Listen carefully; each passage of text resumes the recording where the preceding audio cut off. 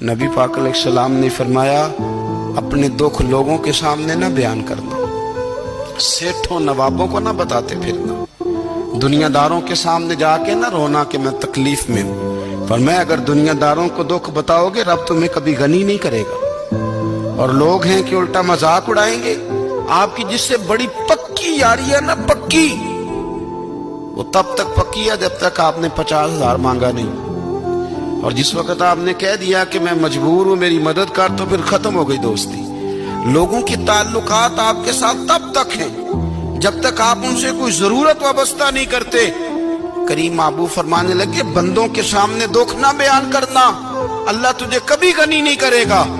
تو اپنے دکھ اپنے رب کو بتا، تو دعائیں مانگ، تو اس کی بارگاہ میں حاضر ہو، تو اس کے حضور عرض کر۔